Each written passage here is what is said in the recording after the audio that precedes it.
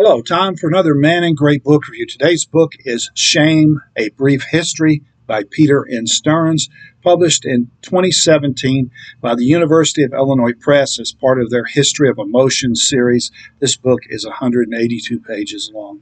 What I'm going to do now is I'm going to read to you the review that I wrote about this book when it came out originally in 2017.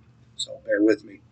On April 16, 2007, a South Korean national named Sung-Hee Cho went on a shooting spree at Virginia Tech University, killing 32 students and teachers and wounding 17 others before committing suicide.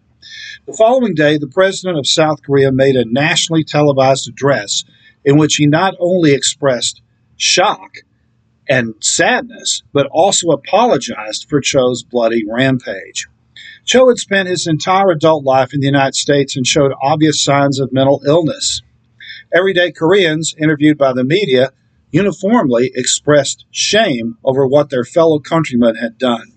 The events following the Virginia Tech massacre show that widespread shame, as opposed to individual guilt, remains a powerful emotion even during the 21st century. Numerous books have been written on love, anger, lust, and hatred. But relatively little scholarly work has been done on shame in spite of its importance throughout history. That makes this book, Shame, A Brief History by Peter N. Stearns, a welcome addition to the University of Illinois Press History of Emotion series. Stearns distinguishes shame from guilt.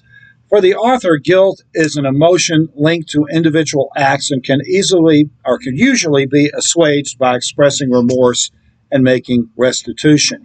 Shame, on the other hand, involves community-wide condemnation and often results in permanent psychic injury and sometimes suicide. Stearns theorizes that shame began when early humans abandoned hunter-gathering for agricultural societies. Shame helped maintain social order as large numbers of people began to congregate in a single area.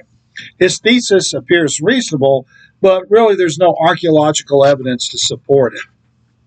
The author is on firmer ground when he discusses the role of shame in the ancient Middle Eastern and Asian cultures, pointing out frequent episodes of shaming in the Bible. He also notes that large numbers of sayings attributed to Confucius dealing with shame. Stearns asserts that in these pre-modern cultures, shaming was not as devastating as an experience as it is in today's societies. Individuals were often taken back into their communities after a suitable time had elapsed and remorse was publicly expressed. One of the more interesting sections of Shame, A Brief History, details the decline of shaming as an acceptable behavior, beginning in earnest during the early 19th century. It was during this period that liberal reformers attacked many of the established institutions, including slavery and child labor. These reformers began making the modern argument that shame is a harmful emotion and that public shaming of individuals is counterproductive. As the 20th century began, shame appeared to be on the decline, perhaps even on the verge of disappearance. But Stearns shows that shame as a motivating force was still being actively used in a number of subcultures, even as shaming was still being condemned in the wider society. Coaches continue to publicly humiliate underperforming athletes. Likewise, teachers often subjected poor students to ridicule of their peers. But nowhere was shame more firmly established than in the military, when the fear of being branded a coward caused many soldiers to take foolhardy risks. The major theme to emerge from the book is that the fear of shame is a more powerful motivator than the act of shaming itself. To me, the most compelling part of the book is the chapter dealing with the revived acceptance of shame beginning in the 1970s. Political conservatives advocated a return to public shaming in response to what they saw as the excesses of the 1960s. At the same time, those on the political left began using shame to attack those who were considered racist, misogynist, or homophobes. Stearns opposes, for the most part, this return to the culture of shaming. He argues that any gains are outweighed by the long-term harm to individuals and damage to the structure of democracy and free speech. He concludes, predictably, with a call for more research into shame. I wish that he dealt with the role that the internet and social media is having on the development of shame.